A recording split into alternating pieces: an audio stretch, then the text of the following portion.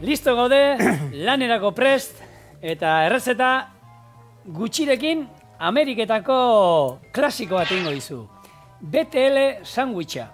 BTL, beikona, tomatea eta letxua. Beikona, irugiarrea. Irugiarra, bai, baina bere, beikon, tomatoa, lexuz. Bai, izena mantentzeagatik, Bai, izena mantentzeagatik, baina bestalean guretzako izango zen ITL. Ez atxekin? Atxekin, irugiarra gatxe dauka, HTL. HTL-a. Irugiarra... Ez dauka sandwich izena, gehiago da abiadura handiko trena edo horrelako, telefonia linea bat bestela edo horrelako zerbait. Edo zer, baina bueno. Guretzako sandwich bat ero otarteko, guke euskal estiloa emango diogu eta ogia ekarri dugu.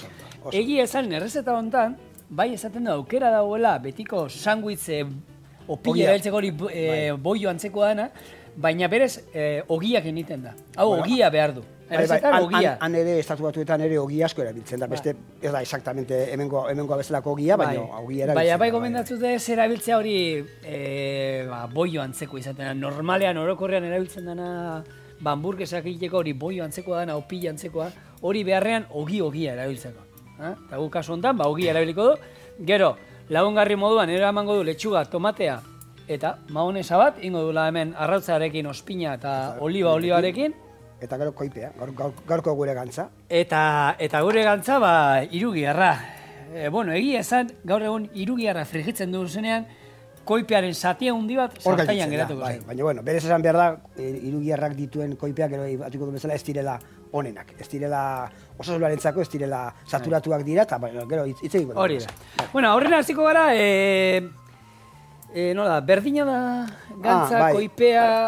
Bai, ez nuke gehiegi luzatu nahi, badiru izango da, zertara datorrau, baina egia da, jendeak aipatzen duenean koipeak eta gantzak eta horiek, jendeak jakin behar duela batetikan dena dela koipea, dena dela gantza, baina diferenteak direla solidoak eta likidoak, olioak eta gantzak. Azkenean, hau koipea da, txuri hau, baina solidoa da, edo urdaia, edo segoa, edo hiedenak. Eta gero, dena koipe guztiak, sukaldian erabiltzen direnak, direla modu batekoa, baina sukaldian erabiltzen ez diren oli koipeak ere badaudela, motor batek edo makina dituztenak, horiek ere koipeak dira. Eta gero, koipen artean bereizi behar direla nolakoak daude. Kolesterola koipea da, baina kolesterola baino lehenago badaude, beste gantzazio batzu, omega-3 eta hori pixkat poliki-poliki joango gero hori denak ikusten, ez? Olioak ere denak ez dira igualak, oliba olioa da gaur egun nutrizionaletik ikuspegi nutrizionaletik onena, bere gantzazidoak onak dituelako, beste batzuk ordea ez dira inkluso kaltegarriak dira, naizta konsumitzen diren, eta beste batzu, erdibidekoak. Mira, oin gaina kaltegarrian kontua, eta gero gaina hor bagan eukan gidoian koltzan inguruan. Koltza asko konsumitzen da hemendik kanpora. Hemendik kanpora, horretik, ostegunean inbar ditut errezetak suitzakoak. Interlaken izan gara eta hango suitzako errezetak.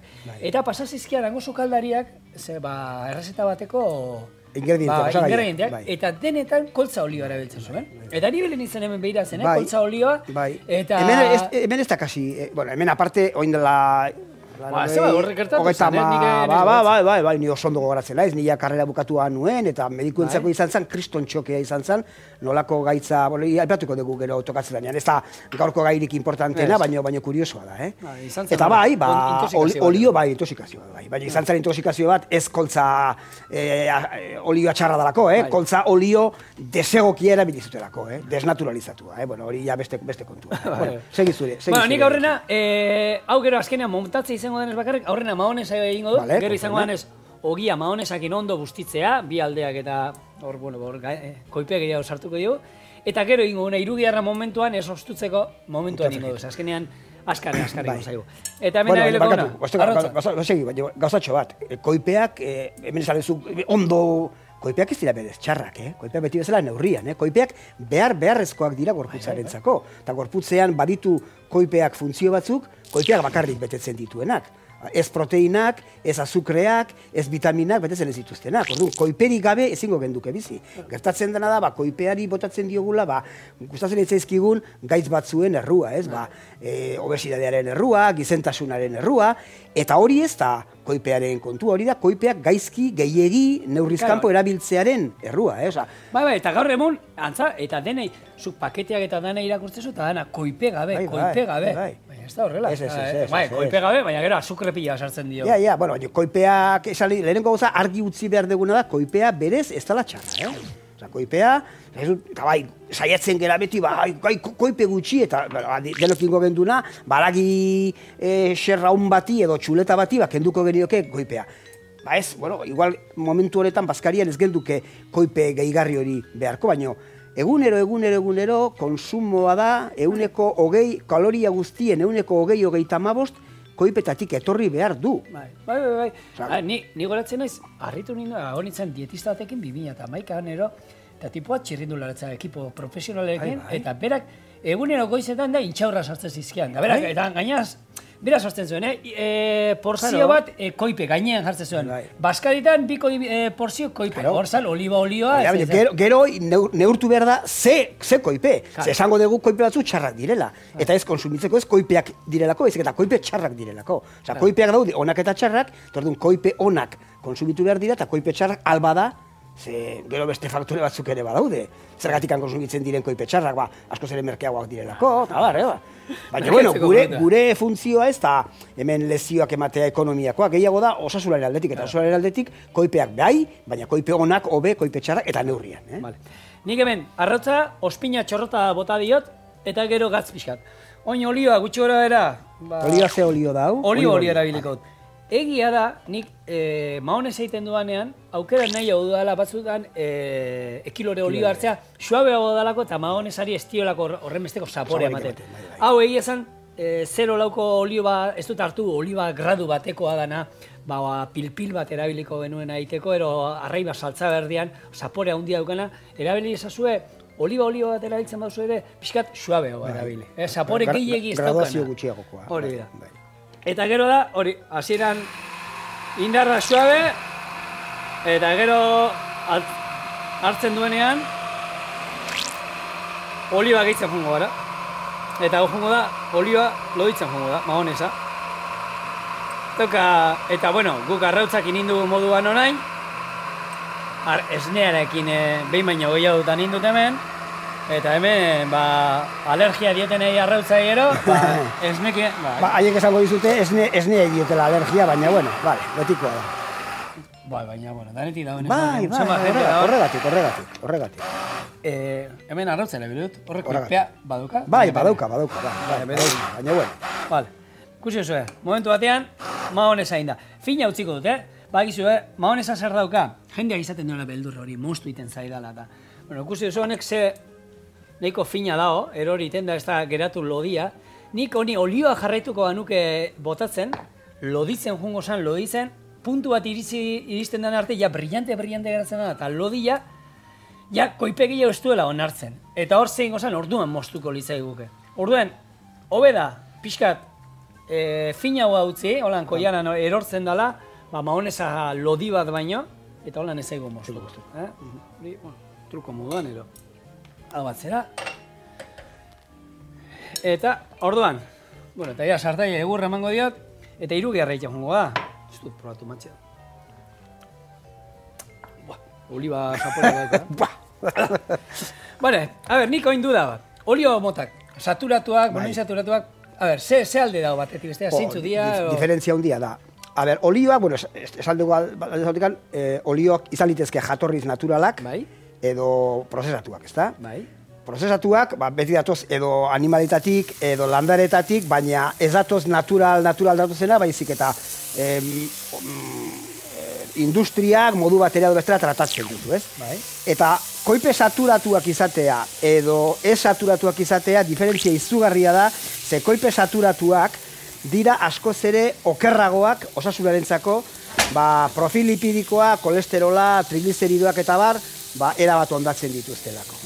Koipe saturatuak gehien bat dira animalietatik datozen jakietako olioak, haragiarenak, edo baita segun ze landare olioetakoak ere txarrak dira, palmondo olioak edo koko olioak ere koipe saturatu, gantz saturatu asko dauzka. Uste dut, palmondo olioak 180 saturatuak dituela eta koko olioak 140, edo alderantziz dela zakordatzen, baina horiek alma da ez gerituzke konsumitu behar. Eta zoritxarrez palmondo olioak gero erakiko du, izugarri erabiltzen da industrian, zergatik oso merkea dalako. Argi eta garbi esan behar da. Kontuan ekonomikoa. Ekonomikoa. Bueno, gero baditu beste ezaugarri batzuk ere, eta igual gaia aldatzen dugu, baina, bueno, da, beste olio batzukin konparatuz, palmondo olioakin egiten diren produktuak, adibidez, aperitibo pila batek dauzkate, edo... gozogintzan da. Eta umentzako gaztatxoak, eta zabaltzeko diren gaztak, eta gauza pila batek ditu, zerrenda izugarri luzea da, askoz ere errazago urtzen dira, askoz ere errazago zabaltzen dira, ez dira zarmintzen, beste olio batzuk denborarekin zarmindu egiten dira, enrantziar esaten zaiona, eta palmondo olioakin egindako gauzak ez dira. Orduan, dira arrazo, eta gero, palmondo olioaren produkzioa askoz ere intensiboagoa dela, askoz ere gehiago produzitzen dela, segun zetokitan, oliba olioa edo ekilore olioa eta soja olioa baino, eta orduan, herrialde askotan, izugarrizko txikizioak egin dira. Oianak eta...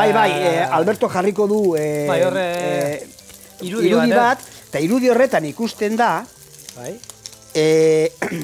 Borneo, ugarte bat, hor Indonesia ondoan dagoena, eta Borneoko uartean nola joan dan, 50-60 urteren buruan nola joan dan bertako baso tropikala, iaia, garai batean uarte oso harrapatzen zuena, poliki-poliki nola joan dan txikituz, zergatik, bertako palmondo hori da, kendu batetik. Ze txikizio eragiten dion horrek ingurumenari. Bertan bizi ziren animaliei, animali horiek galdu dute beren habitat naturala. Eta orduan, pentsa munduan erakunde pixka bat naturzaleak eta hasi dira eskatzen kontu egin dezatela palmondo olioaren produzioarekin, eta nazioarteko erakundeak hasi dira pixka bat sinatzen konsumo jasangarriaren aldeko hie batzuk, baina produktore handiak ies egiten diote.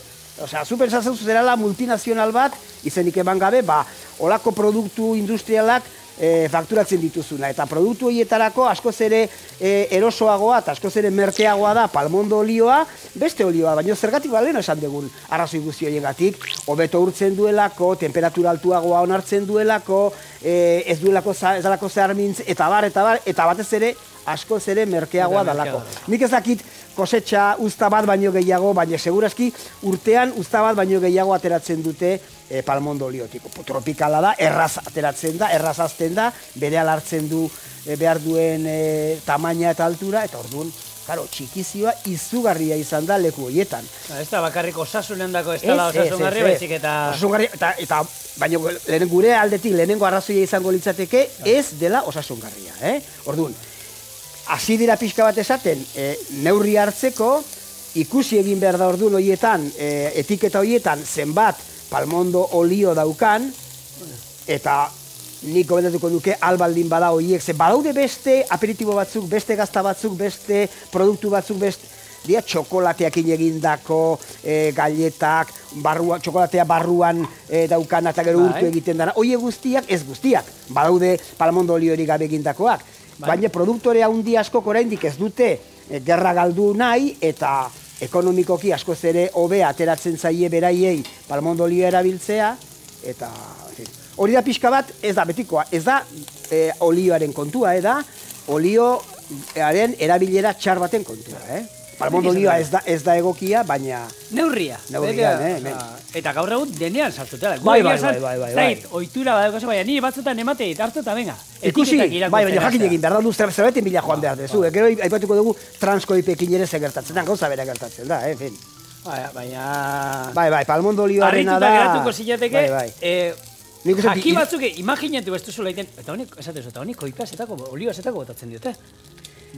Olioa ez dakit, baina palmondo olioa produktu hori botatzen diete, hori hobeto, koipeak oroar ematen dio jakiari testura hobea, ematen dio goxotasun bat, oliorik ez paleuka, baina edozein oliok ez du balio, balio behar du olio onak, eta palmondo olioa ez da egokia kasuntan, ez da egokia. Irudia nahiko ikusgarria. Oianena eta hori behintzat, nik uste dut, eta kontuetan izan marko da. Bai, gure artean ez dago, zeka hemen ez da palmondo oliorik produzitzen, baina tropiko munduan, Indonesia, Tailandia, Kamboia, zona horietan uste dut txikizioa izan dela izugarria. Eta naiz eta atzera egin nahi izan duten batzuk, ez dute lortu, batzuk ez dute kasolik egiten, eta nola ez dan borondatezko kontua, zuk deklaratzen baldin badezu palmondo olio daukazula, saldu dezakezu. Beste kontua da, jendeak erosiko ez palu, baina jendeak ez da enteratu edo ez du... Baina hor, behin baino hoiatan Javier aipatu izan du, jende askok, ez daukala, osasuntxu ez da, baina agian merkeagoak izaten dira produktu horiek, eta ez daukate aukeraik egoteko behiratzen boltsikoari bitzen. Kasuntan, ez dakit zenbat gariztuko litzateken produktu bera, palmondo olioa erabili ordez, ez oliba olioa, baina hori da, pixka bat vegetal bat, ez kilore olioa, edo kakahuete olioa, edo erabiliko balu, ez? Hombre, pixka bat hobea litzateke, segurazki produzioa motelagoa izango litzateke, eta segurazki kostuak desente gehituko lirateke, eta segurazki produktu horiek guztiak garestiagoak izango lirateke. Eta orduan, batzuk ez diote horrelako garrantziarik ematen gure osasunari, eta, bueno... Baina bai, iritsi gara, nik gaur egun fijatzen naiz, eta lehen garai batean... Zu gautazulako alako kezka, baina jende ez dauka kezkari. Jendea nahi duela tripa bete, eta lau sosagatik... Igual, xoxengatik ere ez da kontua, beste batzutan bai, baina, bueno, da kontua, propaganda asko egin behar da, eta mezu hauek eman behar dira argi eta garbi, nik uste dut urte luzetan, jendea konturatzeko. Ari da, gero eta gehien zuten. Ari da. Bueno, ikusute arazoa badagoela. Palma olioarena da, baina oraindikan ere egingo bagendu asko saltzen diran produktuak, ez dira oso produktu importanteak, gehiago dira zizkamizka moduan edo entremez eta aperitibo moduan jaten direnak, ez?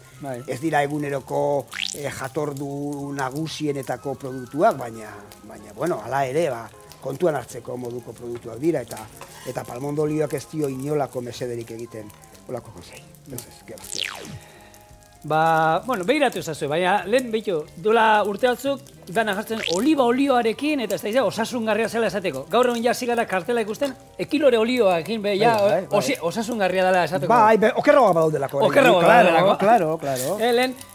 Nik inork ez dula esan oraindik, eta ez da forogatu, ekilore olioa, oliba olioa baino hobea danik. Baina da asko zele merkeagoa, oraindik.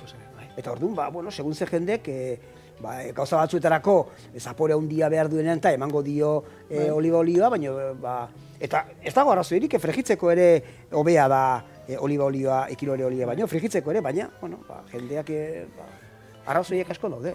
Ni gogoratzen ni Frantzian lanean egon nintzenean, han ekilore olioa erabiltzen zuten dena, oliba olioa fuertia iruditzen zitzaien, esaten zuten janariai zaporia estaltzen ziola. Guk hemen zorionez,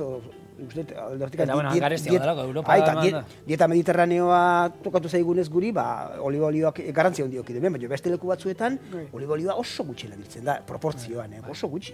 Estatu Batuetan eta beste mantekak eta kakaoak eta kakao gurinak eta mantekak eta erabiltzen dira, han margarinak eta... Han oliba olioa gutxiago erabiltzen da eta beste problema batzu dituzte, obesidade eta gehiago proportzioan hemen baino. Gizate izut, horra, Suitzako errezeta hauetan gehien harritu ninduena izan zen koltza olioa, na? Eta nik txipa azkenean daukat hemen, telebistan hainbat aldi bota zutenez, gertatu zen ura, intoxikazioa, kasuk ez hor, desnaturalizatua zan. Erabiltzatela makinariko... Etzan giza konsumorako. Zan olio bat, gero aipatuko dugula saiago, edo nahi bezola jokatzen dugu, baina... Bueno, guk, kontu olioak eta gora olioa bera, gure aurreneko otarteko egin dugu, eta honekin, guk esaten duguna, Javierrek eta zenbat aldiz egin duen. Egunero, ez duzu jango hau. Egunero jatea bera aspergarria. Azkenean guk hori daukagula suertia, eta gaur gure dendetan, herriko dendetan, bariedadea dauzkau mila gauza, bai, noski. Gure jatorduak aldatzen juteko. Baina, afari bat, Olako, osasungarri dauen batentzat. A ber, eta bai, hau ez, ez doka problemari. Problema da, egunero gure seme alabei adibidez, bokadillo batean. Horia. Olako bat, ez beti irugiarra, baina irugiarra espaldin bada, sartuko bazenio egunero, ura jazpiko egozia, ez dakiz zer. Izan behin sartu jozu fruta razio bat, edo ogitartekoan baldin badu, beti txokolatea, gari batean zela ogieta txokolatea zan bezala, gaur egun aukera gehiago dago, eta gaur egun baina irugiarra ez da gauzarik osasungarrera, baina noizean behin jateak ez doka problema. Hone, noizean behin, egunero, baina honek... BTL. Gure HTL. HTL otartekoa, hemen daukazu eta, bueno, gu honekin hasiko, hau, hone... Sardezkarik ez ezer, honek eskuekin jatea, eskatzen da. Zuzenean, hasi. Ba, hemen azkenean daukaguna da, Durango plazako tomatiak, eta lotxua, eta euskal basaria.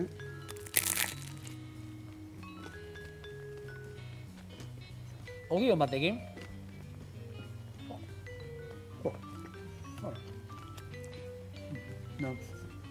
Hemen dikan zintzilik joa. Oso goxua. Simplia, eta... Beste buskatxo bat. Gero arraia ingo du, lurrunetan egosita, garbia. Saltza duka pixkat. Honek ez duka problemarik, esan.